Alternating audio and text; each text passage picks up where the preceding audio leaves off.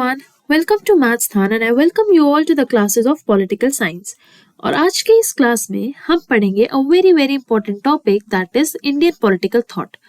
और Indian political thought में जिन thinkers को हम आज के लेक्चर में पढ़ेंगे वो है मनु एंड कौटिल्य. बाकी वी.डी. सावरकर, गांधी एंड अंबेडकर को हम पढ़ेंगे अपने अपकमिंग लेक्चर्स में. तो आज की क्लास में let us begin with Manu. अच्छा, मनु ने ऐसा कहा जाता है that Manu was the one who wrote Manusmriti. ठीक है, एंड उसमें क्या लॉज थे और क्या चीजें दी गई थी वो पढ़ेंगे. Then followed by Kautilya. और क्योंकि ये दोनों एंशिएंट इंडियन थिंकर्स हैं तो इनका एक कंपैरिजन भी हम पढ़ेंगे, क्योंकि बहुत सारी चीजें सिमिलर हैं और बहुत सारी चीजें अलग भी हैं. तो एक कंपैरिजन भी पढ़ेंगे and then we will solve the previous year questions or potential question that can be asked in your examination from this particular topic. So without wasting any more time, let us quickly dive into the lecture. So let us understand political thought of Manu. देखो, सबसे पहले we have to understand कि who was Manu. ठीक है, मनु कौन थे. तो in very brief terms जो आपको पता होना चाहिए वो ये है कि मनु एक ancient Indian political thinker थे जिन्होंने स्टेट को लेकर के कानून दिए. ठीक है, कि भाई राजा कैसा होना चाहिए या फिर राजा का क्या महत्व है या फिर स्टेट कैसा होना चाहिए, और यही सारी चीजें कौटिल्य ने भी बताई थी. इसलिए हम इन दोनों का एक कंपैरिजन भी पढ़ेंगे. लेकिन कहा जाता है that Manu was the one who wrote Manusmriti. ठीक है, जिसे हम मानव धर्मशास्त्र भी कहते हैं. And this was the time period जब मनुस्मृति लिखी गई थी. ठीक है ना. सो not necessarily this particular thing will be asked in your examination, but हमारे conceptual understanding के लिए हमें पता होना चाहिए कि मनु कौन थे. ठीक है, और उन्होंने कौन सा ग्रंथ या फिर कौन सी ऐसी एक किताब या बुक या कोई भी ऐसा रिकॉर्ड जिसे आप कह सकते हो वो लिखी थी. ठीक है, so Manu is considered the foundational of a mythical lawgiver in ancient Indian political thought, credited with authoring the Manusmriti, likely compiled between. अब ये जो मनुस्मृति थी वो 200 BC से 200 AD तक कंपाइल की गई थी and then it was made into a particular book of Manusmriti. ठीक है, प्राचीन भारतीय राजनीतिक चिंतन में मनु को मूलभूत अक्सर पौराणिक विधि निर्माता माना जाता है, जिन्हें मनुस्मृति यानी मानव धर्मशास्त्र के रचनाकार के रूप में श्रेय दिया जाता है, जिसका संकलन संभवतः 200 ईसा पूर्व और 200 ईस्वी के बीच हुआ था. I hope this is understandable to you. आपको समझ में आ गया होगा. I am sorry if I am sounding a bit sick today, because obviously I have got certain allergy, so excuse me for that, but you guys need to focus here. तो आप लोग यहाँ पर ध्यान देना. ठीक है, तो आई होप. मनु कौन थे? मनु एक इंडियन पॉलिटिकल थिंकर के एक फाउंडेशनल नॉलेज देने वाले एक व्यक्ति थे, जिन्होंने स्टेट और किंगशिप को लेकर के कुछ लॉज दिए और उनको कंपाइल किया इनटू मनुस्मृति. ठीक है, मानव धर्मशास्त्र. एक्चुअली कंपाइल उन्होंने नहीं किया था, बट उन्होंने लिखा था. कंपाइल हुआ था Manusmriti in 200 between 200 BC and 200 AD. Understood?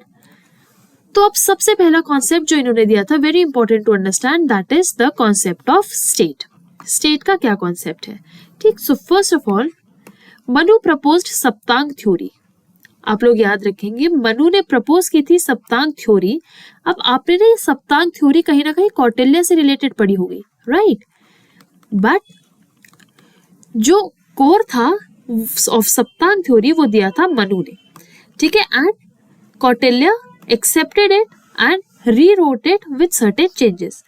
क्या था वो सब हम आगे पढ़ेंगे, बिकॉज हम कौटिल्य को भी इसी लेक्चर में डिस्कस करने वाले हैं, as I told you. But first of all concept of state जो मनु ने दिया वो क्या था? तो मनु ने सप्तांग थ्योरी दी थी, जिसने कहा था कि कोई भी स्टेट या राज्य के 7 लिम्ब होते हैं. 7 लिम्ब्स. लिम्ब्स आप कह सकते हो पैर. ठीक है ना, जो उसकी स्ट्रेंथ बनते हैं, बेसिकली जो उसका मजबूती बनते हैं, राइट? तो वो 7 लिम्ब्स क्या है? देखो, 7 अंग. सबसे पहला स्वामी, that is the king. King is the most important part. बल्कि मनु तो कहते थे कि किंग जो है वो डिवाइन है, वो भगवान के समान है, राइट? तो किंग की तो बहुत ज्यादा इंपॉर्टेंस थी. तो सबसे पहला अंग है, सबसे पहला लिम्ब है, वो है स्वामी, दैट इज द किंग. ये हेड है एंड सॉवरन है. सॉवरेन का मतलब हम प्रीवियस लेक्चर में समझ चुके हैं, जब हमने सॉवरेनिटी का कॉन्सेप्ट पढ़ा था तो वहां पर हमने समझा था सॉवरेन का मतलब होता है कि निर्णय लेने वाला एब्सोल्यूट और एक अनलिमिटेड पावर जिसके डिसीजन में कोई भी इंटरफेयर नहीं कर सकता, नॉन इंटरफेरेंस। ऑल्दो हमने सॉवरेनिटी का कॉन्सेप्ट एक आजकल के कंटेम्प्रेरी स्टेट्स के रिलेशन में पढ़ा था, लेकिन सॉवरेन का मतलब है कि किंग के पास ऐसी पावर जो कि एब्सोल्यूट होंगी, अनलिमिटेड होंगी और कोई भी दूसरी पावर किंग के काम में इंटरफेयर या हस्तक्षेप नहीं कर सकता। ठीक है, तो मनु के लिए किंग का जो रोल था वो बहुत बहुत ज्यादा महत्व रखता था। Then the second is Amatya, that is the minister. तो सेकेंड लिम्ब कौन सा है, सेकेंड अंग कौन सा है सप्तांग थ्योरी में, अमात्य, दैट इज मिनिस्टर। देखो जो हिंदी वाले टर्म्स है ना ये आते हैं एग्जाम में, तो प्लीज इनको आप याद रखिएगा। ठीक है, अब अमात्य क्या होते हैं, आइज होते हैं, किसकी, स्टेट की आइज होते हैं और साथ ही साथ एडवाइजर्स भी होते हैं। Then the third limb is janapada. जनपद यानी टेरिटरी या फिर वहां के लोग, जैसे है ना जन मीन्स पीपल, तो वहां की टेरिटरी एंड द पॉपुलेशन, ये होते हैं लेग्स। अच्छा, अब ये जो 7 अंग बताया है ना शरीर के, उसमें हेड जो सर जो ब्रेन का जो काम है वो है किंग का। उसके बाद आंखें हैं आपके मिनिस्टर। पॉपुलेशन जो है उनको कहा गया the legs, that is the base. दुर्ग यानी फोर्टिफाइड सिटीज। फोर्टिफाइड सिटी मतलब कि जो आपका एक फोर्ट होता है, जो किला होता है, किले का मजबूत होना बहुत जरूरी है, राइट। तो दुर्ग होता है आर्म्स। आर्म्स यानी हाथ जो प्रोटेक्शन प्रोवाइड करते हैं। देन इज कोश। कोश is your treasury. Treasury is the mouth. Treasury मतलब समझ गए हो ना, जहां पर आपका basically the money, the amount, जो आपके पास जितना पैसा है, कलेक्शन है, जो आपका ट्रेजर है स्टेट का। ठीक है, तो that is the mouth and that is sustenance. After that there is danda. Danda means the army और द फोर्स। अब ये जो दंड है, जो बेसिकली जो आर्मी है, ये माइंड और स्ट्रेंथ का काम करते हैं। ठीक है, and then there is mitra, that is allies, यानी जो हम कह सकते हैं ना कि फ्रेंड्स होते हैं, जो जैसे एक पर्टिकुलर इंडिया का फ्रेंड रशिया है या इंडिया का फ्रेंड यूएसए है, तो वो हमारे मित्र या फिर हमारे अलाइज हुए। ठीक है, और जो हमारे ओपोनेंट्स होंगे, जो दुश्मन होंगे, जैसे पाकिस्तान या फिर चाइना, तो मित्र एज यू नो फ्रेंड्स। तो फ्रेंड स्टेट, जैसे इंडिया के लिए बहुत सारे स्टेट जो है वो इंडिया के फ्रेंड्स है, जैसे रशिया हो गया, यूएसए हो गया, राइट। तो this is what it is. तो ये जो 7 अंग हैं, ठीक है, ये है सप्तांग थ्योरी के 7 elements. 7 elements of Saptanga theory. सर जो हेड का काम है वो कौन करता है, स्वामी। अमात्य है आइज।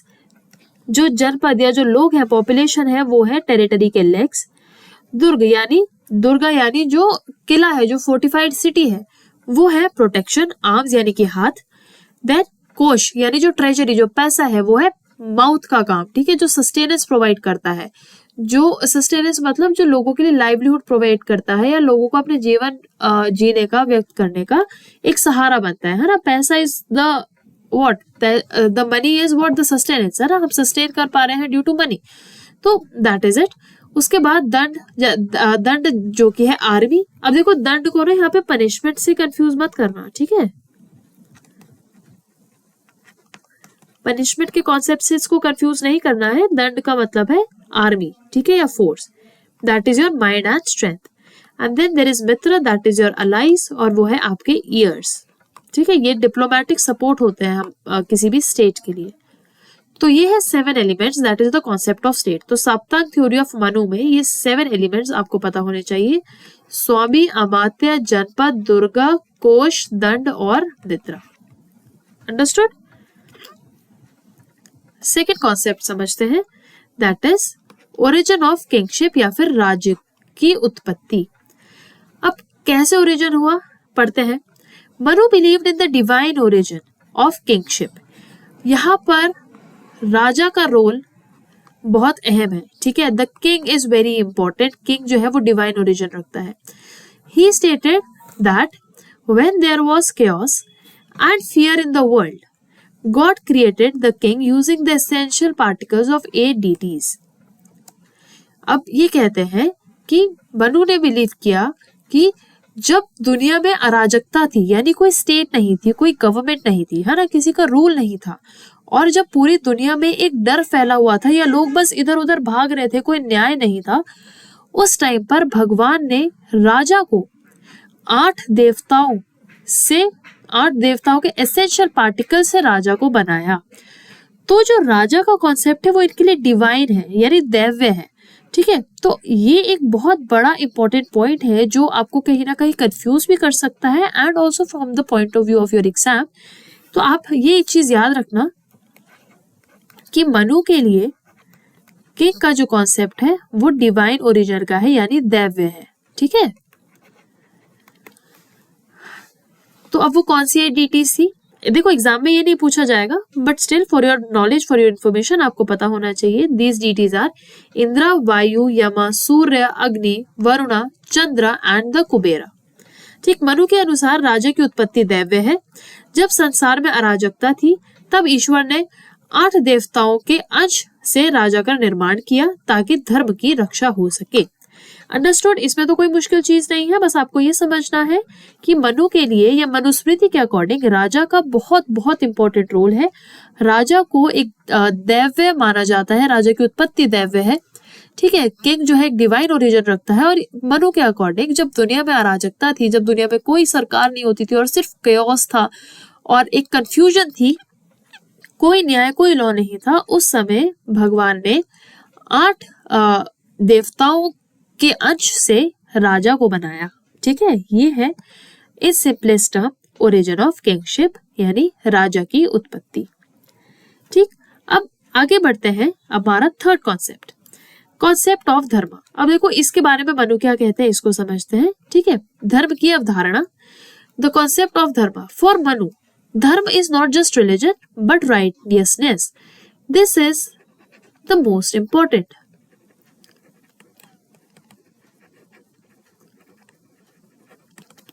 देखो मनु के लिए धर्म का मतलब, अब आजकल तो हम क्या करते हैं ना, हम धर्म को सिर्फ रिलीजन से जोड़ देते हैं कि धर्म का मतलब होता है हमारा रिलीजन, पूजा पाठ करना। ठीक है, वही होता है धर्म, है ना।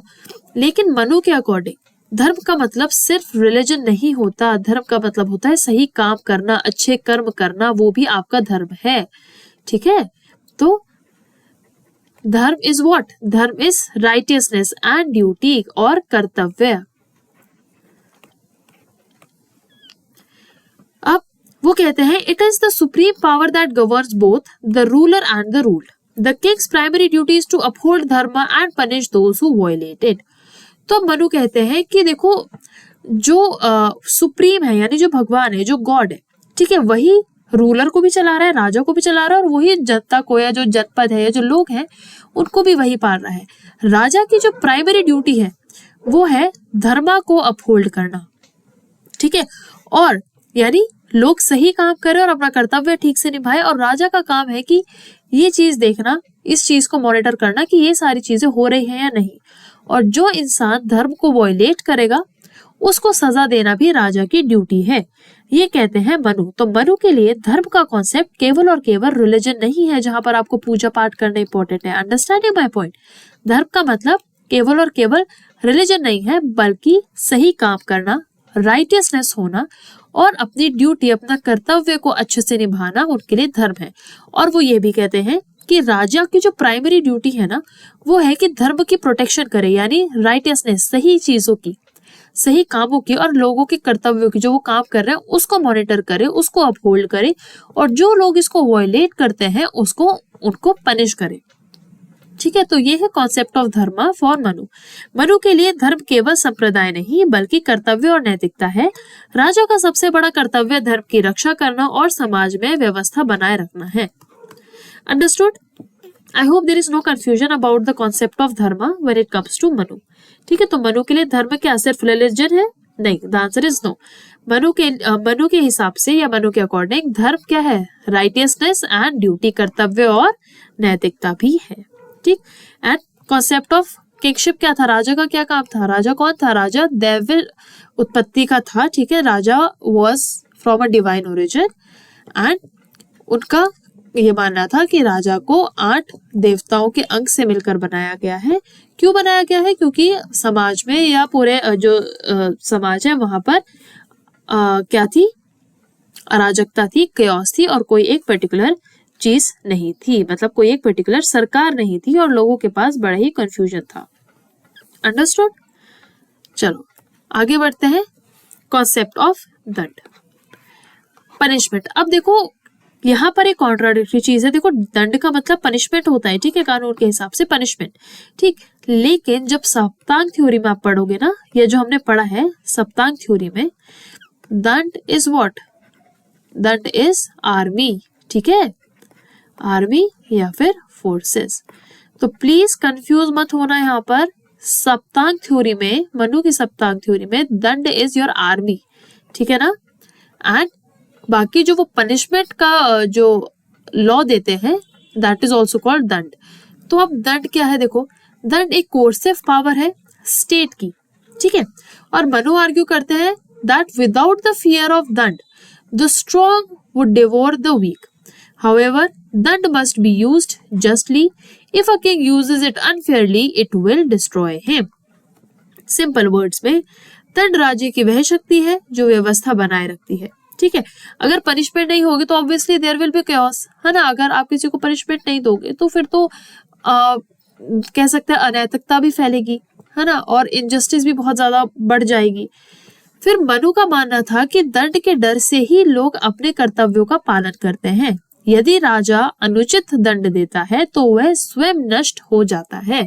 Understood? See I don't think जो इंडियन पॉलिटिकल थॉट का जो कॉन्सेप्ट है ना, specially for your exam point of view, that is so detail. ऐसा कुछ नहीं है, बहुत ज्यादा डिटेल कॉन्सेप्ट्स नहीं है। The concepts are very simple, पर हाँ कुछ ना कुछ टर्मिनोलॉजी ऐसी है जो आपको पता होनी चाहिए और आपको मालूम होना चाहिए कि एक पर्टिकुलर थिंग करने स्टेट के लिए या फिर कोई भी जो कॉन्सेप्ट दिया वो बेसिकली था क्या। That is what you need to understand from the exam point of view, ठीक है ना। तो अब जैसे दंड की बात करी हमने, तो मनु के लिए दंड या पनिशमेंट क्या था? उनके लिए जो पनिशमेंट है वो शक्ति है जो भाई स्टेट को कंट्रोल करने का काम करती है, स्टेट में व्यवस्था बनाए रखती है, ठीक है। और मनु का मानना ये था कि जब पनिशमेंट होगी तो पनिशमेंट के डर से ही लोग अपनी अपनी ड्यूटी करेंगे, otherwise again there will be a chaos in the society. और ये डर का होना जरूरी है। लेकिन फिर मनु ये भी कहते हैं कि अगर राजा ने पनिशमेंट का गलत इस्तेमाल करा या फिर लोगों को गलत तरीके से पनिशमेंट दी या फिर अनजस्टली बिना वजह उनको पनिशमेंट दी, तो फिर वो राजा स्वयं नष्ट हो जाता है। तो उनके लिए जो दंड का कॉन्सेप्ट है वो ये है कि अगर आप किसी को पनिशमेंट दे रहे हो तो देखो वो होनी जरूरी है, लेकिन वो अनजस्टिफाइड नहीं होनी चाहिए, राइट, वो अनफेयर नहीं होनी चाहिए। और अगर राजा मिसयूज करता है तो फिर वो खुद नष्ट हो जाएगा। ये कॉन्सेप्ट था मनु का when it comes to punishment और दंड। अब आ जाओ फिर again very important, social order. देखो वर्ना सिस्टम का जो ये कॉन्सेप्ट था इसको बहुत स्ट्रिक्टली दिया था मनु ने, ठीक है। So it was very strict. See Manu strictly advocated for the varna system, और इन्होंने इसको बहुत स्ट्रांगली सपोर्ट भी किया और इसको बहुत स्ट्रांगली प्रमोट भी किया, ठीक है। और उन्होंने बोला कि जो हमारा समाज है ये 4 भागों में डिवाइडेड है। सबसे पहले ब्राह्मण, ये इंटेलेक्चुअल और स्पिरिचुअल लीडर्स होते हैं। उसके बाद क्षत्रिय, ये प्रोटेक्ट करते हैं स्टेट को और एडमिनिस्ट्रेशन में हेल्प करते हैं। उसके बाद आते हैं वैश्यास, वैश्यास जो ट्रेड करते हैं और खेती बाड़ी करते हैं, एग्रीकल्चर करते हैं। एंड देन आते हैं शूद्रास, ये बाकी 3 वर्णा की जो ये क्लासेस हैं उनको सर्व करने का काम करते हैं, ठीक है। तो मनु के अकॉर्डिंग ये जो वर्णा सिस्टम था ये बहुत अप्रोप्रिएट था और ये समाज में होना ही होना चाहिए। ऑल्दो आज के टाइम पर हम इस वर्णा सिस्टम से बहुत आगे बढ़ चुके हैं और हम इस चीज को अब नहीं मानते हैं, लेकिन yes when it comes to ancient Indian political thought you can say that Manu, I would say that unfortunately Manu was a very very strong supporter of Varna system। उन्होंने बोला कि सोसाइटी 4 भागों में डिवाइडेड है, ब्राह्मण, क्षत्रिय, वैश्य, शूद्रा, और इन सबको अपने अपने काम करने पड़ेंगे और जो नहीं करेगा उसके लिए डेफिनेटली दंड होगा, पनिशमेंट होगी। तो ये जो क्लास या कास्ट डिवीजन है वो उसको मनु ने काफी ज्यादा सपोर्ट किया था। अंडरस्टूड। तो उन्होंने समाज को क्या किया, 4 भागों में विभाजित किया, ब्राह्मण, क्षत्रिय, वैश्य और शूद्र, जो सेवा करते हैं बाकी 3 वर्णास की। ठीक है, तो आई होप इसमें तो कोई कंफ्यूजन नहीं होगा। ये हम पढ़ते भी आ रहे हैं और हमें मालूम भी है, जो ये वर्णा सिस्टम हम पढ़ रहे हैं, सिविक्स में भी पढ़ा है और आज भी हम पढ़ रहे हैं। तो मनु ने इसको काफी ज्यादा स्ट्रांगली मनुस्मृति में समोट किया था। तो कई बार आपने सुना भी होगा कि I don't know if you know this fact और नॉट, दैट B.R. अम्बेडकर ने मनुस्मृति की कॉपी, जो वो एक प्रिंट था, उसको जला दिया था, राइट? क्यों? क्योंकि वर्णा सिस्टम या जो कास्टिज्म का जो कॉन्सेप्ट है, ये सबसे पहली बार मनुस्मृति से ही निकल करके आया था। इसलिए B.R. अम्बेडकर, जिनको हम आगे के लेक्चर्स में पढ़ेंगे भी, उन्होंने मनुस्मृति को जला दिया था। ठीक है, वो कहते थे कि हम कास्टिज्म खत्म होना चाहिए, ठीक है, ये जो है ना वर्ण व्यवस्था, इसको खत्म करना चाहिए। सो इसीलिए मनुस्मृति को जलाया भी गया था। पर इस मनुस्मृति को लिखने वाले मनु का ये मानना है, और वो बहुत ही स्ट्रांगली सपोर्ट करते हैं कि एक सोसाइटी को 4 भागों में विभाजित होना चाहिए, ब्राह्मण, क्षत्रिय, वैश्य, शूद्र। और ये चारों का क्या काम है आपको मालूम ही है, या फिर अब आप पढ़कर इस चीज को समझ गए होंगे। Moving on, international relations. अब अंतरराष्ट्रीय, sorry my Hindi is not that good, but yes, अंतरराष्ट्रीय संबंध, sorry actually, but yes, international relation, we will keep it simple, not going into Hindi a lot. जो हिंदी मीडियम वाले बच्चे हैं वो ऑब्वियसली वो पढ़ के, वो देख के समझ सकते हैं, but please I would like to apologise for this mispronunciation to all of you. तो इंटरनेशनल रिलेशन में मंडल थ्योरी दी थी मनु ने। अब ये देखो, मंडल थ्योरी भी जो है ना, आप कौटिल्य के उसमें पढ़ोगे, कौटिल्य के कॉन्सेप्ट में पढ़ोगे, ठीक है ना। पर जो मंडल थ्योरी है, जो अंतरराष्ट्रीय संबंध के जो सिद्धांत थे, जो इंटरनेशनल रिलेशन जो मनु ने दिए थे, वो पढ़ लेते हैं। देखो, मनु ने मंडल थ्योरी दी थी किसके लिए, फॉरेन पॉलिसी को मैनेज करने के लिए। अब देखो, तब ऐसे पर्टिकुलर स्टेट्स तो नहीं थे, बट हाँ राज्य थे अलग अलग। फॉर एग्जाम्पल, अगर इफ ए राज्य यहाँ पर है, बी राज्य पड़ोसी देश है, उसके बाद यहाँ पर शायद कोई सी राज्य होगा, तो इस तरह से पहले दे वर किंगडम्स, राइट। तो मंडल थ्योरी का क्या सिद्धांत है, देखो, वो सेंटर में रखते हैं विजुगिषु को, ठीक है, विजुगिषु जो विक्ट्री चाहता है। तो ये जो मंडल है ना, इसके सेंटर में रहता है किंग, ठीक। उसके बाद जो इमीडिएट नेबर होता है, वो जनरली एक एनिमी होता है, यानी अरी, एनिमी का क्या वर्ड है, अरी। तो कहते हैं कि किंग का जो इमीडिएट नेबर होता है, फॉर एग्जाम्पल इंडिया के लिए पाकिस्तान एंड चाइना, ठीक है, ये है इंडिया, यहाँ है पाकिस्तान, यहाँ है चाइना, ठीक है ना। तो इंडिया के लिए चाइना और पाकिस्तान बिल्कुल नेबर्स हैं, लेकिन क्या है, वो एनिमी है, राइट। तो यही कहते थे मनु कि जो किंग के इमीडिएट नेबर होंगे ना, बिल्कुल साथ लगने वाले राज्य, वो क्या होंगे, एनिमीज होंगे। और एनिमीज को क्या नाम दिया उन्होंने, अरी, ठीक है। अब वो कहते हैं कि the neighbours neighbour is a natural friend, यानी जो इस एनिमी का जो नेबर होगा वो किंग का दोस्त होगा, तो उसको बोला मित्र। जैसे कि इंडिया के केस में क्या, इंडिया के केस में जैसे अफगानिस्तान हो गया, राइट, सेंट्रल एशियन कंट्रीज हो गई, रशिया हो गया, तो ये क्या है, ये इंडिया के फ्रेंड है ना, इंडिया की अच्छी बॉन्डिंग है इन कंट्रीज के साथ में। तो यही एक मंडल थ्योरी का जो है सिद्धांत जो वो दिया था, ठीक है। और हाँ, एक बार मैं फिर से क्लियरली बना देती हूँ। देखो, ये जो मंडल थ्योरी है, जो इंटरनेशनल रिलेशंस की जो थ्योरी है जो मनु ने दी, उन्होंने सेंटर में रखा किंग को बोला विजिगिषु, ठीक है। विजिगिषु का मतलब होता है जो विक्ट्री डिजायर करे, जो जीत हासिल करना चाहे। अब वो कहते हैं जो राज्य है जहां पर किंग रूल कर रहा है, उसका जो इमीडिएट नेबर राज्य होगा ना, वो उसका दुश्मन होगा, ठीक है, एनिमी होगा, और उसको नाम दिया अरी। अब जैसे इंडिया के लिए Pakistan and China immediate neighbour है, लेकिन क्या इंडिया के एनिमी है, ठीक है। और फिर उन्होंने बोला कि जो आपके एनिमी का जो नेबर होगा वो एक नेचुरल फ्रेंड होगा, किसका, किंग का, यानी उसको बोला क्या, मित्र। अब जैसे इंडिया के लिए, ठीक है, again I would apologise for my drawing as well, तो but consider it India, Pakistan, China, ठीक है। देन अफगानिस्तान ऊपर इधर एक अलग कंट्री है, देन वी हैव रशिया, ठीक। मंगोलिया आप कर सकते हो, देखो। तो अब अकॉर्डिंग टू अगर हम मनु की जो मनुस्मृति के अकॉर्डिंग चले तो मनुस्मृति ने बोला कि भाई एक किंग होगा, ठीक है, किंग के जो इमीडिएट नेबर होगा वो उसका दुश्मन होगा, एनिमी होगा। उसके बाद जो एनिमी का जो नेबर होगा वो किंग का फ्रेंड होगा यानी मित्र होगा, ठीक है, जैसे Afghanistan and Russian case of India. तो आई होप इस एग्जांपल से आपको समझ में आया होगा the Mandal theory of Manu, ठीक है। मनु ने सेंटर में रखा किंग को और बोला जो इमीडिएट जो नेबर है वो अरी होगा और फिर उसका नेबर यानी एनिमी का नेबर फ्रेंड होगा उस देश उस पर्टिकुलर एक किंगडम का, ठीक है, ये समझ में आया। Now let us move forward.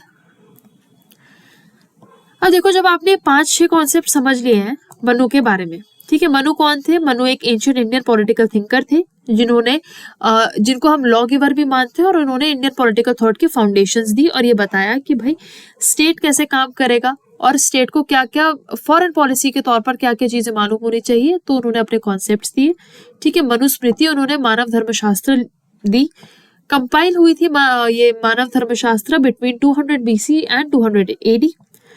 अब उन्होंने कॉन्सेप्ट ऑफ स्टेट यानी जो राज्य है उसका क्या कॉन्सेप्ट बताया। उन्होंने राज्य के लिए ये कहा कि राज्य के 7 अंग होते हैं, सप्तांग थ्योरी जिसका नाम दिया गया।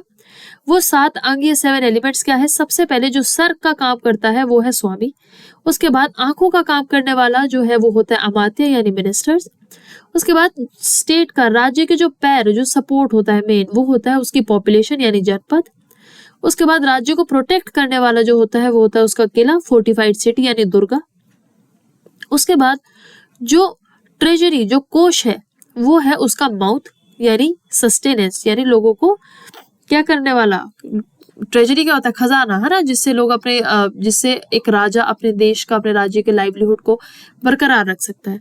उसके बाद दंड, दंड यहाँ पर है army, not punishment as I said, ठीक है ना, यहाँ पर है वो आर्मी और आर्मी क्या है? स्ट्रेंथ प्रोवाइड करती है। उसके बाद आता है मित्र, मित्र होते हैं अलाइज, अलाइज जो है वो आपके कानों का काम करते हैं क्योंकि वो एक डिप्लोमेटिक सपोर्ट बनते हैं, है ना, कानों का काम। अब जैसे हमने कोई अगर हमें कोई एक कह सकते हैं अग्रीमेंट साइन करना है, ठीक है, किसी पर्टिकुलर फ्रेंड नेशन के साथ, तो ये जो हमारे अलाइज होते हैं ना, जो हमारे फ्रेंडली नेशंस होते हैं, ये बड़ा साथ देते हैं, ठीक है। अब जैसे यूएन में इंडिया ने कोई रेजोल्यूशन चलाया टेररिज्म के खिलाफ, तो जो इंडिया के सपोर्टिंग कंट्रीज होंगे ना वो इंडिया को काफी ज्यादा सपोर्ट करेंगे, तो डिप्लोमेटिक सपोर्ट जो है वो कौन प्रोवाइड करता है? वो प्रोवाइड करता है मित्र या फिर allies, okay. Then moving on, second concept origin of kingship. अब भाई किंग राजा का क्या महत्व था मनु के लिए वो हम समझ चुके हैं, है ना।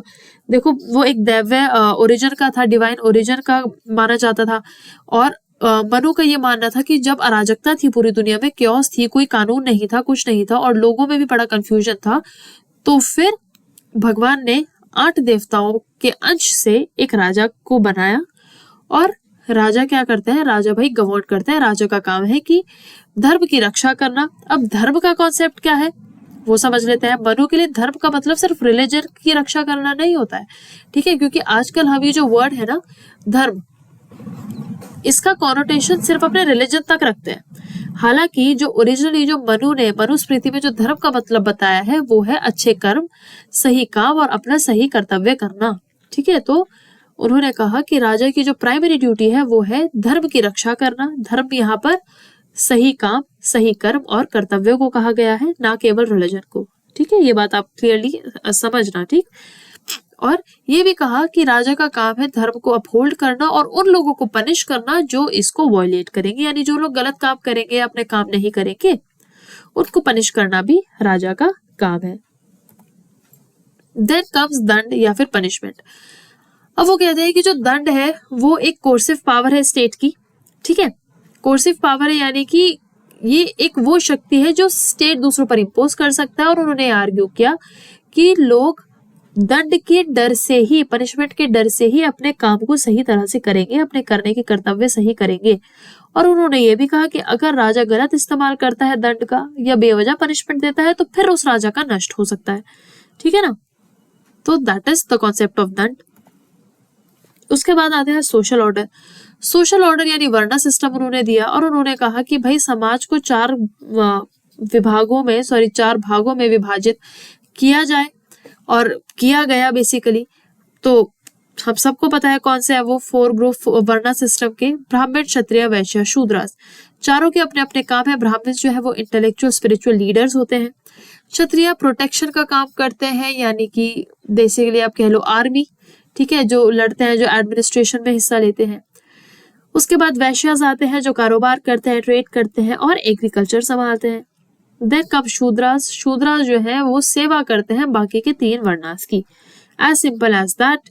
देन इंटरनेशनल रिलेशंस के लिए उन्होंने मंडल थ्योरी दी, ठीक है। मंडल थ्योरी में क्या बताया उन्होंने? मंडल थ्योरी में बताया कि सेंटर में होता है राजा यानी विजिगिषु, जो हमेशा जीत चाहता है। राजा के आसपास वाले स्टेट्स कैसे होंगे? उसके दुश्मन होंगे, और जो दुश्मन के नेबर होंगे, जो दुश्मन के पड़ोसी होंगे, वो राजा के नेचुरल दोस्त होंगे, ठीक है। इतनी सी चीज है। अब फटाफट से समरी भी देख लेते हैं एक बार, तो और अच्छे से क्लियर हो जाएगा आपका मनु का इंडियन पॉलिटिकल थॉट। सबसे पहला कॉन्सेप्ट साप्तांग, ठीक है। ये कहते हैं 7 एलिमेंट्स ऑफ स्टेट, राज्य के 7 अंग। कौन से? राजा, अमात्य, ठीक है, दुर्गा, कोश, दंड, ठीक है। अब देख लेना और भी 2 हैं। So there are total 7 elements. उसके बाद राजा का डिवाइन ओरिजिन, दैव्य उत्पत्ति किसकी? राजा की।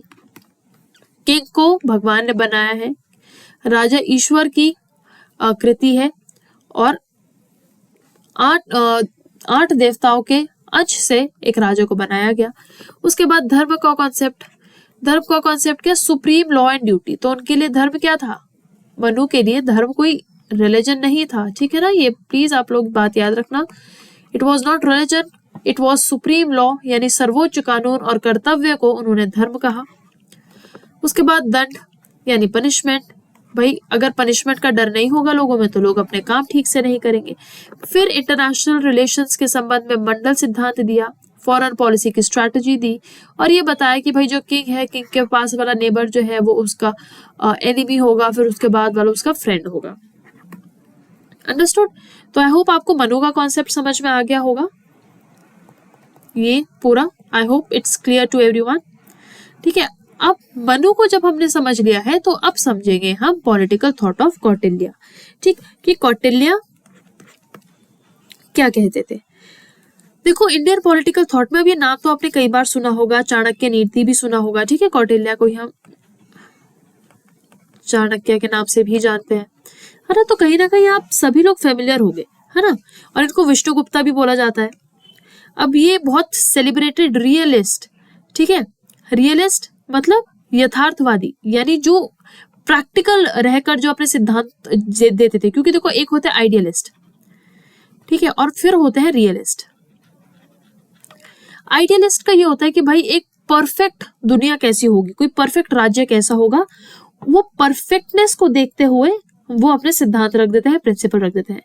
दूसरी ओर जो रियलिस्ट होते हैं वो प्रैक्टिकल ग्राउंड्स पर रियलिटी को जज करके फिर अपने प्रिंसिपल्स देते हैं कि भाई प्रैक्टिकलिटी में ऐसी चीजें नहीं हो सकती।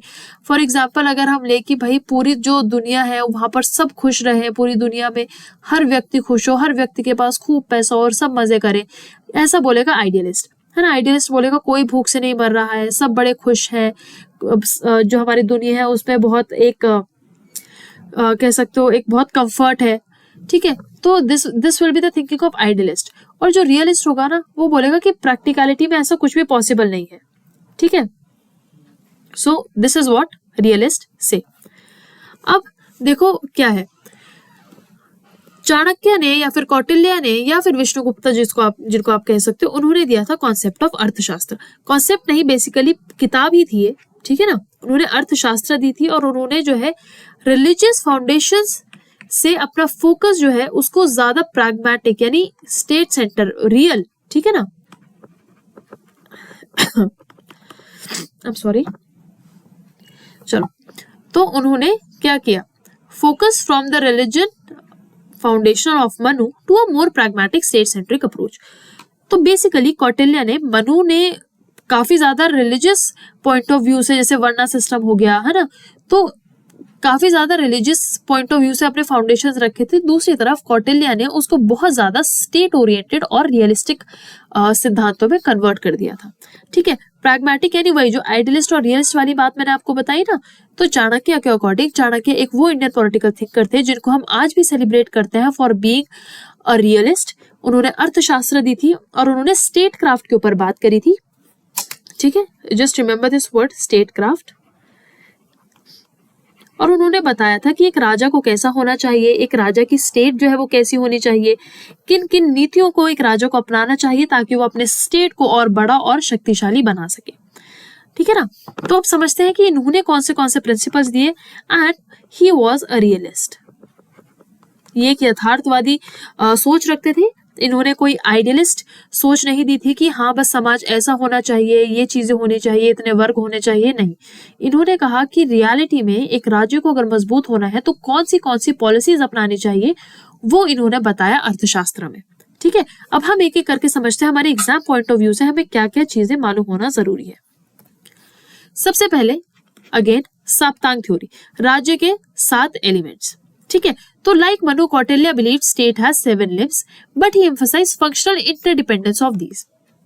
तो अब एक डिफरेंस यहाँ पर ये आया कि इन्होंने भी मनु की तरह ये तो माना कि राज्य के 7 लिम्स होते हैं, 7 अंग होते हैं, लेकिन वो 7 लिम्ब अलग अलग काम करने की बजाय कौटिल्य ने कहा कि हर एक पार्ट का, हर एक अंश का एक दूसरे पर इंटरडिपेंडेंट होना जरूरी है, सब यानी कि सबको मिल करके काम करना जरूरी है। अब देखो जैसे उन्होंने हेड का बोला है ना, हेड इज द किंग। ठीक, उसके बाद उन्होंने बोला कि भाई जो आर्म्स है, स्टेट के जो आर्म्स है, again I would like to apologise for my drawing basically. ठीक है, I would like to sincerely apologise for my bad drawing, but just bear with me for now for the conceptual understanding. देखो फिर उन्होंने बोला कि जो arms है, ठीक है, आर्म्स क्या है, your army, was it army और not, let me just also clarify it first. एक बार चल के देख लेते हैं, है ना। We are not perfectionist over here, so definitely we can go and we can revise through it. देखो सी, अब उन्होंने बोला जो आर्म्स है वो है दुर्ग, ठीक है, हेड है आपका किंग, आइस हो गई अमात्या, लेग्स हो गए जनपद, आर्म्स हो गए दुर्ग। तो उन्होंने कहा, कौटिल्य ने बेसिकली कहा कि मनु ने तो क्या बोला था कि भाई सबके अलग अलग फंक्शन है, राजा जो है वो सर्वोच्च है, उसके बाद जो उसका दुर्ग है, जो फोर्ट है, वो उसको प्रोटेक्ट करने का काम करेगा, फिर उसके बाद जनता, उसके लेग्स है। पर कौटिल्य ने बोला कि इनका एक दूसरे के ऊपर डिपेंडेंट होना और एक साथ काम करना बहुत ज्यादा जरूरी है अगर आपको स्टेट को अच्छे से चलाना है तो। ठीक है ना, तो उन्होंने भी 7 अंग, 7 लिम्स, सप्तांग थ्योरी को एक्सेप्ट किया और ये माना कि हाँ स्टेट के 7 अंग होते हैं, 7 लिम्स होते हैं, लेकिन उन्होंने क्या एम्फसाइज किया, इंटरडिपेंडेंस, एक दूसरे पर निर्भर होना। जब सारे लिम्स साथ मिलकर काम करेंगे तो जो पूरी एक स्टेट है, जो एक पूरी बॉडी ऑफ स्टेट है, वो अच्छे से फंक्शन कर पाएगी। ठीक है, तो सबसे पहला जो उनके लिए लिम्ब है वो है स्वामी द किंग। ठीक है, अगेन सॉवरन रूलर सबसे इंपॉर्टेंट पार्ट है ये। उसके बाद अमात्य, अमात्य यानी मिनिस्टर्स या फिर ब्यूरोक्रेसी। ठीक है, उसके बाद आता है जनपद, जनपद is your territory and people. ठीक है, जो फिजिकल बेसिस होता है बेसिकली, जिसको मनु ने लेग्स कहा था। आफ्टर दैट देयर इज दुर्ग, दुर्ग जो होता है वो आर्म्स होता है, प्रोटेक्ट करते हैं, स्ट्रैटेजिक डिफेंस का काम करती है, जितना मजबूत आपका किला होगा उतना ही मुश्किल होगा दुश्मन के लिए आप तक पहुंचना। उसके बाद आता है कोश, कोश इज योर ट्रेजरी, खजाना। ठीक है, ये इकोनॉमिक स्ट्रेंथ प्रोवाइड करता है, पैसा प्रोवाइड करता है, फंड्स प्रोवाइड करता है स्टेट को। Then there is danda, that is army. Again danda is not punishment in saptanga theory, please remember this. और दंड क्या है, military force. Then there is mitra, that is allies, that is international support, यानी हमारे दोस्त या फिर डिप्लोमैटिक सपोर्ट। अंडरस्टूड। तो कौटिल्य के राज्य के 7 अंग बताए हैं, स्वामी, अमात्य, जनपद, दुर्ग, कोश, दंड और मित्र। उन्होंने स्वामी यानी राजा को सबसे महत्वपूर्ण माना है क्योंकि वह अन्य अंगों को नियंत्रित करता है। अंडरस्टूड। तो in the saptanga theory of Kautilya उन्होंने भी माना कि 7 अंग होते हैं, ठीक है, देयर आर 7 लिम्स, लेकिन सबका अपना अपना जो फंक्शन है उसको एक दूसरे पर इंटरडिपेंड होना पड़ता है, एक दूसरे का साथ देना पड़ता है, कोऑपरेट करना पड़ता है, तब जाकर के एक स्टेट स्ट्रांग बनेगी, ठीक है ना। अगर भाई सोचो जनपद ही राजा का साथ ना दे तो क्या स्टेट फंक्शनल रहेगी? नहीं रहेगी, है ना। अगर ट्रेजरी यानी कोष ही खत्म हो जाए, जीरो हो जाए बिल्कुल, ठीक है, तो क्या एक स्टेट सरवाइव कर पाएगी? तो यही चीज बस कौटिल्य ने कह दी कि सभी पार्ट्स को, सभी अंगों को एक दूसरे पर इंटरडिपेंड होना पड़ेगा, एक दूसरे का कोऑपरेट करना पड़ेगा, तब जाके एक स्टेट जो है वो एक स्ट्रॉन्ग स्टेट बनेगी, ठीक है। सेकेंड कॉन्सेप्ट जो उनका था वो था कॉन्सेप्ट ऑफ चाणक्य नीति यानी स्टेट क्राफ्ट, वेरी इंपॉर्टेंट। तो जो हम ये सुनते हैं ना चाणक्य नीति, क्या है ये चाणक्य नीति? एक बार चलो देख लेते हैं। Kautilya is often compare to Machiavelli, ठीक है। मैकियावेली एक पॉलिटिकल थिंकर है जिनको हम रियलिस्ट कहते हैं, बहुत बड़े यथार्थवादी थे, ठीक है। और उनको हम कौटिल्य को हम इंडियन मैकियावेली कहते हैं क्योंकि उन्होंने प्रायोरिटाइज किया किसको? Preservation and expansion of the state over moral consideration, ठीक है। अब भाई उनका मानना है कि तुम राइटियसनेस, और वो कहते हैं ना चाणक्य नीति कि थोड़ा चालाक बनना भी जरूरी है। अगर आपको अपनी स्टेट को, अपने राज्य को बड़ा और मजबूत करना है ना, अगर आप चाहते हो आपका स्टेट जो है, आपका राज्य मजबूत बने, तो फिर आप हमेशा अच्छे रह करके नहीं जीत सकते, ठीक है। यही कहती है चाणक्य नीति that you should be clever enough, आपको पता होना चाहिए कि कहां पर आपके इंटरेस्ट है, कहां पर आपका नुकसान है, किसके साथ आपको चालाकी से क्या चीज करनी है, ताकि आप अपने लोगों का, अपने राज्य को प्रोटेक्ट कर पाओ और उसको स्ट्रॉन्ग बना पाओ, ठीक है ना। तो उन्होंने क्या सजेस्ट करा? He suggested that the king should use any means necessary to protect the national interest. तो कौटिल्य के अकॉर्डिंग जो ये चाणक्य नीति थी, उन्होंने कहा कि भाई एक राजा को अपने लोग और अपने राज्य को प्रोटेक्ट करने के लिए, उसे मजबूत बनाने के लिए जो भी करना पड़े उन्हें करना चाहिए, ठीक है ना। आप हमेशा नरम दिल रहकर, अपने मॉरल्स पर स्थिर रह करके आप एक मजबूत राज्य नहीं खड़ा कर सकते। इसलिए आपको कहीं ना कहीं क्लेवर होना, कहीं ना कहीं एक बोल्ड थिंकिंग रखना बहुत ज्यादा जरूरी है ना। तो कौटिल्य को भारत का मैकियावेली कहा जाता है। उनके अनुसार राजा का मुख्य लक्ष्य राज्य की रक्षा और विस्तार होना चाहिए, चाहे इसके लिए अनैतिक साधन ही क्यों ना अपनाने पड़े। ये है बेसिकली आपकी चाणक्य नीति कि भले ही आपको कोई भी चीज करनी पड़े, सही या गलत, अगर आपको अपने राज्य को प्रोटेक्ट करना है तो फिर राजा को जो भी कदम उठाना पड़े उसे उठाना चाहिए। ये कहती है चाणक्य नीति। अंडरस्टूड? नाउ चाणक्य नीति को समझने के बाद आगे चलते हैं मंडल थ्योरी पर, ठीक है। फॉरेन पॉलिसी, विदेशी नीति या फिर इंटरनेशनल रिलेशंस के संबंध में स्ट्रैटेजी। अब देखो, कौटिल्य की जो मंडल थ्योरी थी एक थोड़ा कॉम्प्लेक्स जियोपॉलिटिकल फ्रेमवर्क था। अब हमने उसमें तो जब हमने मनु की मंडल थ्योरी पढ़ी तो उसमें तो हमने 3 चीजें पढ़ी ना सिर्फ, कि किंग है, किंग के बाद एक अरी है जो कि एनिमी है बेसिकली, और उसके बाद आपके मित्र है। लेकिन जो मंडल थ्योरी इन्होंने दी, कौटिल्य ने जो मंडल थ्योरी दी, वो क्या थी? वो एक कॉम्प्लेक्स जियोपॉलिटिकल फ्रेमवर्क था, ठीक है। और उन्होंने ये कहा कि जो आपका नेबर होगा ना, जो आपका पड़ोसी देश होगा, वो आपका नेचुरल एनिमी होगा, ठीक है, वो आपका दुश्मन होगा, और जो आपके नेबर का नेबर है वो आपका नेचुरल फ्रेंड होगा। सेम चीज जो मनु ने कही थी, ठीक है, सेम ही तो कहा था ना मनु ने भी, तो दैट इज देयर। अब कौटिल्य के अकॉर्डिंग इनका जो मंडल का सिद्धांत है ना, उसमें देयर आर 12 किंग्स, ठीक है, 12 राजा या फिर 12 राज्य कह लो आप, ठीक है। उसमें से जो विजिगिषु है वो सेंट्रल किंग है, जिसको पावर को कॉन्कर करना है, जिनको मजबूत बनाना है अपने आप को। उसके बाद आता है अरी, अरी होता है आपका पड़ोसी दुश्मन, ठीक है। उसके बाद मित्रा आता है, ठीक है, योर फ्रेंड। तो मंडल सिद्धांत विदेशी संबंधों का आधार है। इसका मूल मंत्र है शत्रु का शत्रु मित्र होता है, ठीक है ना। आप इससे भी समझ सकते हो इन इजी लैंग्वेज कि हमारे दुश्मन का जो दुश्मन है ना वो हमारा फ्रेंड होगा, ठीक है।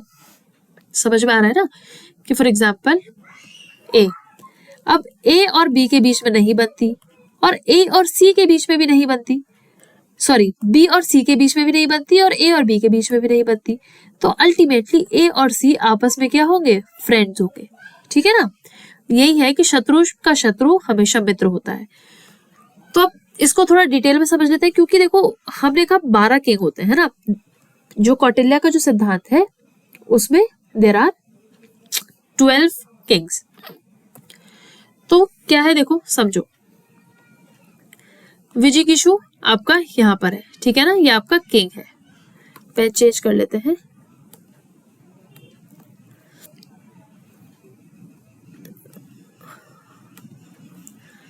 ये है आपका king. Oh god, just a second. ये है आपका किंग, ठीक। अब वो कहते हैं किंग का जो ये नेबर है ना, ये क्या होगा, अरी, यानी हमारा दुश्मन होगा। तो ये होगा अरी, ठीक है। अरी के बाद मित्र, यानी हमारा दोस्त। इफ अच्छा यहाँ पर येलो से इन्होंने करा है तो ठीक है, यहाँ पे कलर कोड दे रखा है, तो that is even more easy. चलो देखो, ये है किंग, ठीक है। किंग का इमीडिएट नेबर अरी यानी एनिमी। उसके बाद एनिमी का नेबर हमारा दोस्त यानी मित्र। अब यानी जो अरी है ना, वो हमारा भी दुश्मन है और इनका भी दुश्मन है, ठीक है। तो ये किंग और जो ये नेबरहुड का नेबरहुड है, ये हमारा दोस्त होगा, ठीक है। उसके बाद अरी मित्रा। अब क्योंकि ये मित्र है और अब इन्होंने कहा कि जो पावर है, जो स्टेट है, उसका जो इमीडिएट नेबर होगा यानी इसका नेबर, ये भी क्या होगा, अरी होगा यानी एनिमी होगा। लेकिन क्या होगा, ये इसका वो होगा, बेसिकली इसका दुश्मन होगा। अब इसका दुश्मन होगा तो इसका क्या होगा, फ्रेंड होगा, दैट इज अरी मित्रा, ठीक है। अब ये जो है, क्योंकि अब सेम जो थ्योरी हमने यहां लगाई थी ना, वही आप इधर लगा दो, बस नाम जो है वो डबल हो जाएंगे। मतलब इसके सामने ये हो जाएगा मित्र मित्रा, यानी फ्रेंड का फ्रेंड, ठीक है। और फिर ये है आपका अरी यानी एनिमी का फ्रेंड, ठीक है। एनिमीज अलाय का अलाय, यानी जो दुश्मन का साथी था उसका साथी, ठीक है, समझ रहे हो। तो ये 12 किंग का जो कॉन्सेप्ट था, ये मंडल थ्योरी, ये थोड़ी सी कॉम्प्लेक्स है, बट एक ही चीज, सेम चीज जो है वो रिपीट करनी है आपको, कि सेंटर में किंग विजिगीषु, विजिगीषु के बाद एनिमी इज अरी, अरी के बाद मित्रा, मित्रा के बाद अरी और मित्रा, ठीक है। तो मित्रा के बाद अरी मित्रा, उसके बाद फिर एक सर्कल में इन दोनों को कंबाइन कर दो तो क्या हो गया, मित्रा मित्रा, ठीक है। और उसके बाद अरी मित्रा मित्रा यानी एनिमी के साथ, एनिमी का जो साथी है उसका साथी, यानी बेसिकली एनिमी का भी साथी, तो दैट विल बी योर अरी मित्रा मित्रा। अंडरस्टूड। तो ये है इन टोटालिटी आपका कॉन्सेप्ट ऑफ मंडल थ्योरी, ठीक है ना। तो एज पर कौटिल्य 12 किंग्स का ये कॉन्सेप्ट था, ठीक है। उसमें सेंटर में आता है आपका विजिगीषु, ये राजा होता है। राजा का जो जस्ट पड़ोसी देश होगा, पड़ोसी राज्य, वो उसका हमेशा दुश्मन होगा, और उस पड़ोसी देश का जो जस्ट जो देश होगा वो हमारा फ्रेंड होगा, यानी जो किंग है उसका दोस्त होगा। अब ये जो दोस्त है, इसका जो पड़ोसी होगा ना, वो इसका साथी होगा, अरी का मित्र होगा, वो एनिमी का दोस्त होगा, ठीक है। और फिर जो एनिमी के जो फ्रेंड के साथ वाला है, वो आपका इसका फ्रेंड होगा, तो ये मित्र मित्रा हो जाएगा, ठीक है ना। So this is how this concept goes, ठीक है। पर आपको सिर्फ ये पता होना चाहिए कि कॉन्सेप्ट ऑफ 12 किंग्स है, जहां पर सेंटर में राजा है, उसका इमीडिएट नेबर दुश्मन है और उसका इमीडिएट नेबर फ्रेंड है। अंडरस्टूड। चलो अब आगे चलता है शाटगुन्य नीति। अभी 6 फोल्ड पॉलिसी क्या है, ठीक है। शाटगुन्य means 6,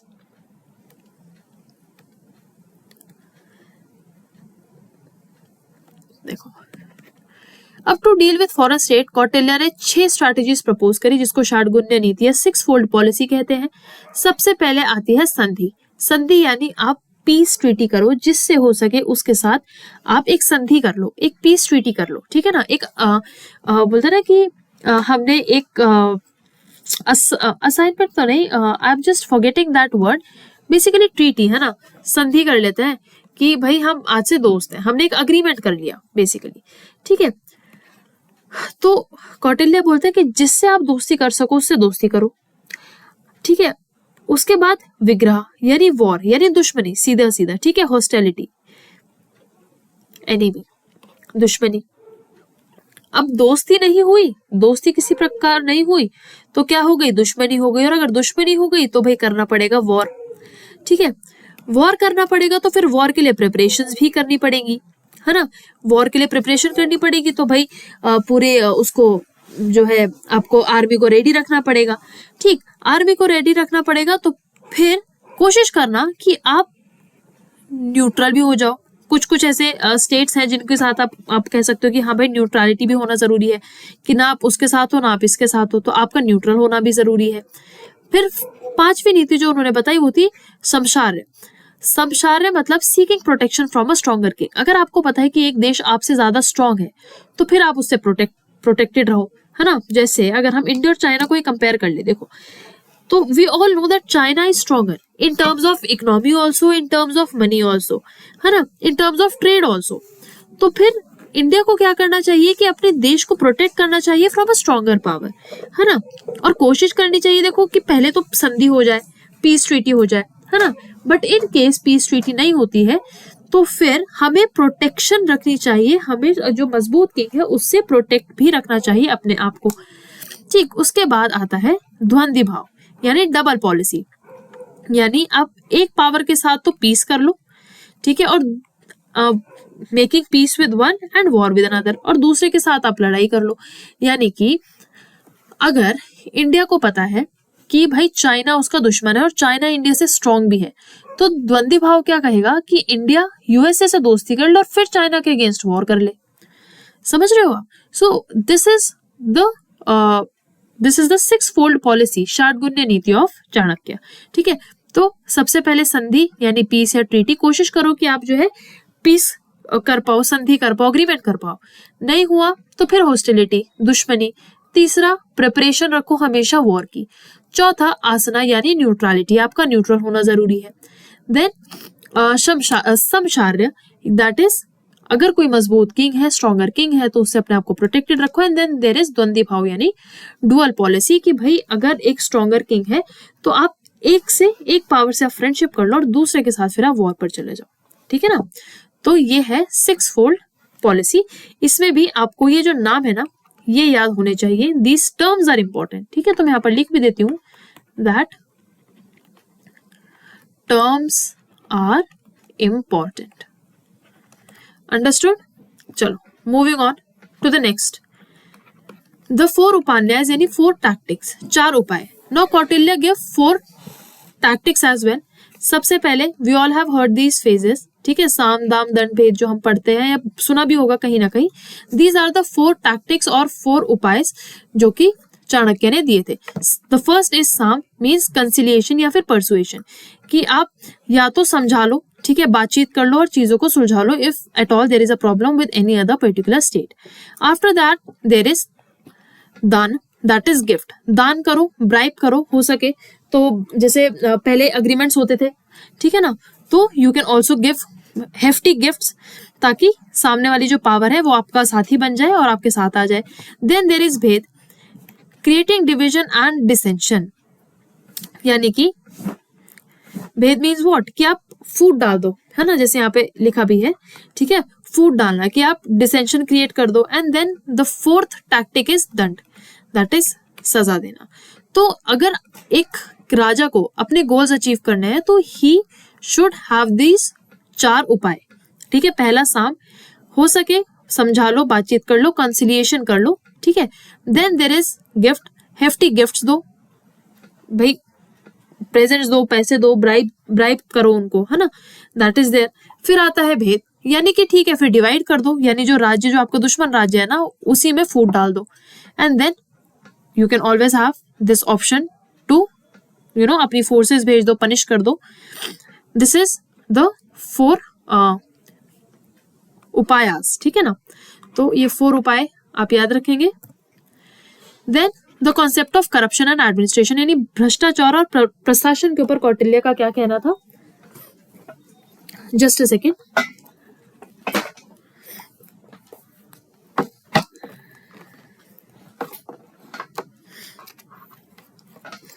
Actually, the battery of my laptop is just about to go, so just a minute.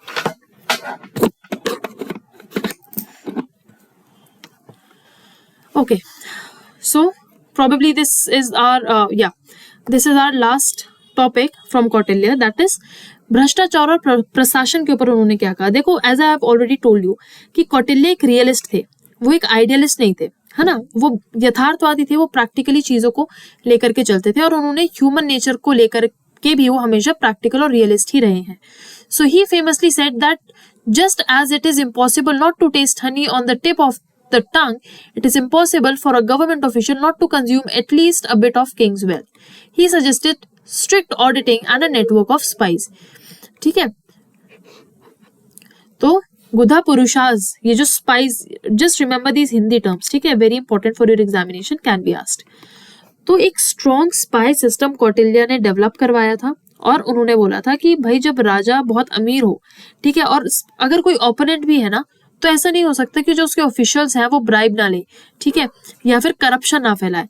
तो बहुत स्ट्रिक्ट चेक रखना चाहा था कौटिल्य ने, और ये कौटिल्य का एक स्ट्रैटेजी भी था कि इतना बड़ा नेटवर्क बना दो स्पाइस का. स्पाइस होता है ना गुप्तचर, ठीक है, तो उसका जो संस्कृत टर्म जो यूज किया गया है वो है गुधा पुरुषास.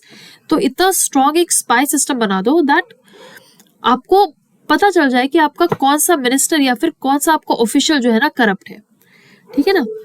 सो कौटिल्य भ्रष्टाचार के प्रति बहुत सतर्क थे. उन्होंने कहा था कि जैसे जीभ पर रखे शहद को चखने से रोकना मुश्किल है, वैसे ही सरकारी अधिकारियों को धन के लालच से रोकना कठिन है. अब भाई जैसे वही वेरी सिंपल एग्जांपल कि जैसे अगर आप शहद को जीभ पर रख रहे हो तो ऐसा तो है नहीं आपको टेस्ट नहीं आएगा, टेस्ट तो आप लोगे ना मीठे का. तो इसी तरह से भाई अगर किसी अधिकारी को धन का लालच दिया जाए तो फिर उसको रोकना बड़ा मुश्किल हो जाता है. इसीलिए उन्होंने एक बहुत ही मजबूत गुप्तचर प्रणाली का जो है वकालत की थी और प्रमोट किया था, ठीक है ना. तो यू शुड ऑल्सो नो कि कौटिल्य करप्शन से बहुत ज्यादा विजिलेंट रहते थे, बहुत ज्यादा सतर्क थे उससे, और उन्होंने एक स्ट्रॉन्ग स्पाई सिस्टम को प्रमोट किया था. अब देख लेते हैं कंपैरिजन फटाफट से. क्या है कंपैरिजन? तो देखो, मनु का जो बेसिस था वो था धर्म और रिलीजन, और रिलीजन में भी उनके लिए ड्यूटी यानी कर्तव्य प्लस व्हाट एल्स, राइटियसनेस, सही काम आता है, ठीक है. तो मनु के का जो बेसिस था वो था धर्म और रिलीजन. कौटिल्य के लिए जो बेस था वो था अर्थ या फिर पॉलिटिक्स, राजनीति या फिर अर्थ, ठीक है. एक स्टेट की राजनीति उनके लिए मेन उनका बेसिस था. उसके बाद आता है किंग्स ओरिजिन. किंग्स ओरिजिन को ये कहते हैं कि जो राजा है वो दैव्य है, और कौटिल्य कहते हैं कि राजा एक ह्यूमन ही है, ठीक है, और वो कॉन्ट्रैक्चुअल है, वो लोगों के साथ मिलकर के अपने स्टेट को डेवलप करता है, ठीक है. वो कोई दैव्य शक्ति नहीं रखता, वो दैव्य नहीं है, उसको गॉड ने नहीं बनाया है, वो एक इंसान ही है. राजा भी इंसान है, और उस राजा को बहुत ही चतुराई के साथ और एक बहुत ही क्लेवर माइंड रखते हुए अपनी स्टेट को मजबूत बनाना चाहिए, ठीक है. तो दूसरा डिफरेंस आप ये देख सकते हो. पहला तो ये कि मनु के लिए जो बेसिस था उसकी स्टडी का वो था धर्म, स्टडी का नहीं, बेसिकली जो सिद्धांत उन्होंने दिए उसका बेसिस था धर्म और रिलीजन. कौटिल्य के लिए वो था अर्थ और पॉलिटिक्स. राजा का ओरिजिन दैव्य है ये कहा था मनु ने, और राजा एक इंसान ही है ये कहा था कौटिल्य ने. अब मनु फोकस करते थे समाज पर. दूसरी ओर अभी इन्होंने वर्ण सिस्टम भी दिया था, राइट, इफ यू रिमेम्बर. और दूसरी ओर कौटिल्य ने फोकस करा स्टेट एक्सपेंशन पर, राज्य का विस्तार, राज्य का विकास होना, ठीक है ना. तो दोनों का फोकस अलग था. मनु के लिए समाज मैटर करता था और कौटिल्य के लिए राज्य का विस्तार मैटर करता था.